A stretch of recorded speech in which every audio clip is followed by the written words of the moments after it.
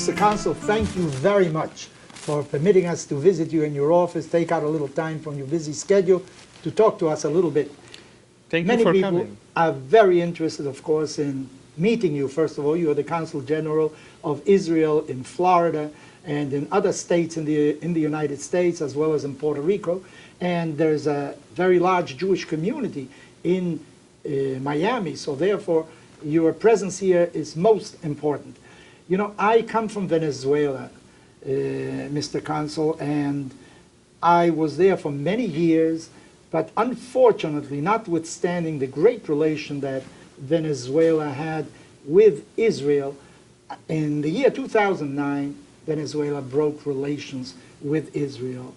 Something that pains us to this very day, because many people in Venezuela who want to travel to Israel can no longer do it because you can't get a visa. There's no embassy, there's no consulate. They have to travel outside. They go many a time to Miami. Exactly. And those in Israel who want to travel to Venezuela, we need teachers and so on, have these same difficulties again. Do you foresee, Mr. Consul, any change in the relationship between Venezuela and Israel in the future? First of all, I have to say that there is no conflict between Israel and the people of Venezuela. There is a political crisis, and I think that those changes, political changes in Venezuela that had nothing to do with Israel, affected our relationship. And mostly the alliance that Venezuela, and especially the President Chavez, had with Iran, which is our worst enemy. And under Iranian pressure, he was forced to break the diplomatic relationship with Israel.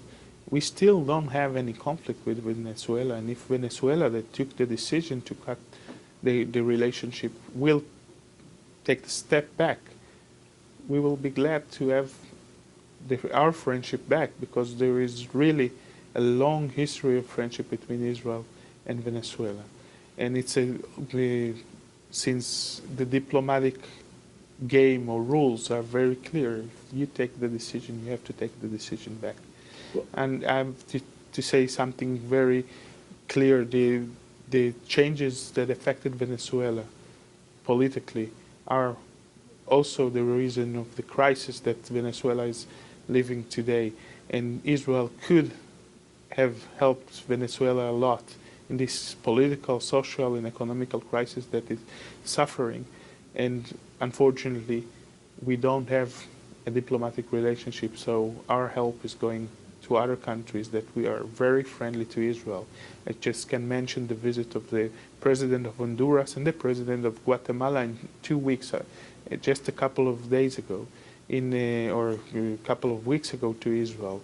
Two of the most important presidents of Central America visited Israel to send a message of friendship and unity and support, and there are a lot of things that Israel is doing in those countries as well. Well, let us hope that God will give light, illumine the minds of those people who are in power, so that a change would come, because Venezuela was of great help in Israel was of great help in Venezuela in the agricultural field and many other fields. And right now, food is a very difficult staple, unfortunately, in Venezuela. And Israel, of course, could be very helpful in that sense. Let us hope that that will change. But let us go to things that are happening these days. We just heard about a truck that killed 12 people at least, and God knows how many were wounded by it. And that immediately reminded everybody of what happened in Nice, France, a number of months ago, where dozens were really killed and many. What is going on in the world? Is the Israeli conflict, the problem that Israel has with Palestine, is that the problem that is going on in the world? Or is there some extremist, Islamic extremists going on in the world that are creating problems all over the world? I think it's very clear to see that the Israeli-Palestinian and Israeli-Arab conflict is not the reason. There is a huge conflict between radical Islam and the free world that we represent. We represent for the radical Islam a threat, and they want to stop this threat by violence, and that's what they're doing. And unfortunately, I hate to say we told you so, but if someone thought that this terrorism that's affected Israel over the last 60 years actually since the creation of the State of Israel will only stay in Israel and won't affect the rest of the world, we can see that it was wrong. That's terrorism. If it succeeds in one place, it will try in other places, and they are trying to affect politics and economy and by violent means in all over the world. We've seen it in Latin America, we've seen it in the US, and we are seeing it today in Europe. And the only way to confront terrorism, the radical Islam terrorism, is by being united against them.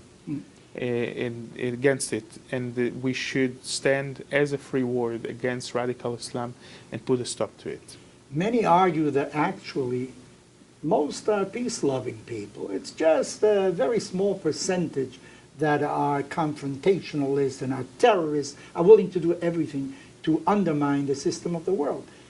The problem is there are, I think, 1,300,000,000 Muslims in the world, and if you say that 5% are radicals, still how many people are you speaking about? 65 million people. 65 million people. This is terrible. And I think I think the problem is also with the peace-loving people in Islam, that we don't hear them. They don't speak. If you are a peace-loving Muslim, you have to speak against the terrorists, and you have to try to stop them. And if you don't, you're part of the problem and you're not part of the solution. And if they say that the majority is against terrorism, I want the majority to act against terrorism and not just try to find excuses after the terror attack, saying don't blame all of us for what a minority did, because if the majority can't control the minority, in that case, the majority is part of it as well. Well, some claim, that the Egyptian president that came to Jerusalem to make peace with Israel was assassinated afterwards for doing that. And Arafat is supposed to have said at one point, if I make peace, I'll be killed the following day. But I think it is a very important message that unless the solution comes from Islam itself, from the majority, we won't see any solution, because there are so many people who are willing to use extremist measures against the West. But we have to, of course, overcome that too. The leaders of moderate Islam should act, if not in order to stop terrorism, in order to defend Islam, because this reality of extreme Islam acting and terrorizing the world, all of the Muslims will suffer from the reaction, because you can't really distinguish the extremist ones from the moderate ones. Mr. Consul, I was active, and I still continue to be active in interfaith relations. I have met with several popes. I know the Catholic Bishop Conference in Venezuela very well, and in other countries as well. And in Venezuela, we have an interfaith organization, but no Muslims belong to it. We invite the imam.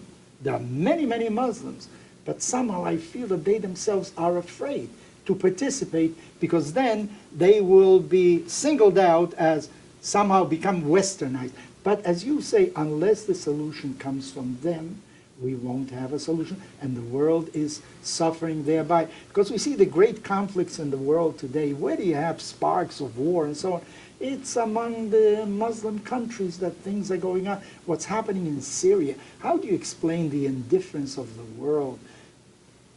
I can't. Actually, 500,000, how as many a Jew, Syrians? More than 600,000. More than 600,000. Syrians died in the last 6 years in the civil war. Hundreds of thousands are wounded, and millions are refugees, some of them in their own countries, some of them in the Middle East and other places.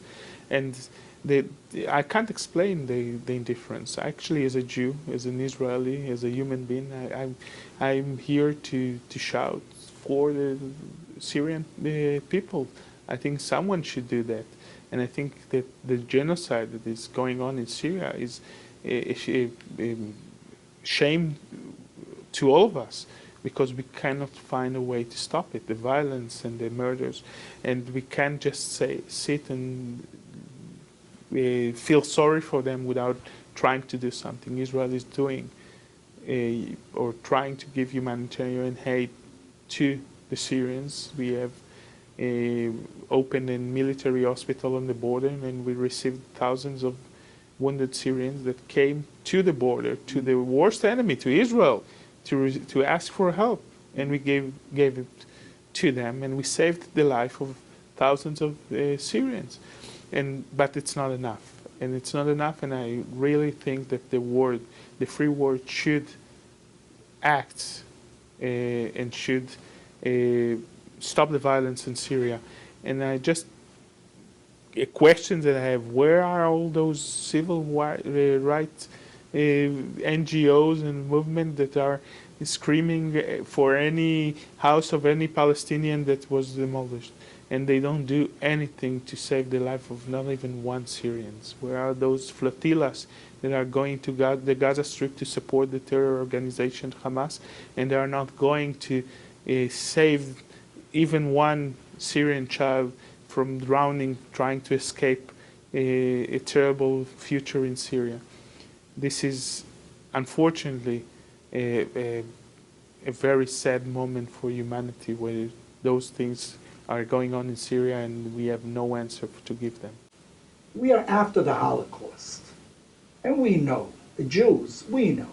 I think the world knows what happened, and even the deniers, they deep down they know. And I think that we have to make a substitution. There is no indifference, there is complicity. Yeah, being if you stand by, you don't do anything, you're part of the problem. As somebody said, either you're part of the solution or you're part of the problem. The world has to do something, especially what happened in our own lifetime. Only 60 years ago, 6 million Jews and God knows how many more people in the millions were destroyed, assassinated, innocent people. So I think that Israel has to become, and it is already part, I think, become part of the voice of conscience for the world. Because in our tradition we are supposed to be Or LaGoyim. We're supposed to be some kind of light that shines for everybody. Just like in Israel, we have total freedom of worship. You know, anybody of any religion can freely go to his church, to his house of worship without any impediment. To the contrary, the government will make sure that you are safe and free where you are. Exactly. It's not only Israel. I think the Jewish communities should shout and scream for Syria and try to help them and send them humanitarian aid. This is Tikkun Olam. This is also part of the morals that we are raised upon as Jews. We have to change the world, make it a better place for and help even our worst enemies. Syria was our worst enemy. Syria participated in every war against Israel since the creation of the State of Israel. They supported terror organization, but when they are facing a genocide, I think that's the right thing to do. And I spoke just a few days ago in a celebration of the lights for Christmas and Hanukkah together with Jews and Christians, with over 400 people. And I called and I told them, this is what we have to do for the new year. We have to do something to stop the violence in Syria. This is the most important thing today as human beings, as Jews, as Americans, to stop this genocide. Well, the father of the present president of Syria had his own history with genocide in it Syria. Runs in the family, that's without a doubt. It goes in the blood. However, as you mentioned already, we are right now in the midst of the celebration of Hanukkah, the festivity of lights, and I am reminded always by the fact that if you want to light a candle, you need another flame. So if you use a flame to light a candle, your flame doesn't become diminished.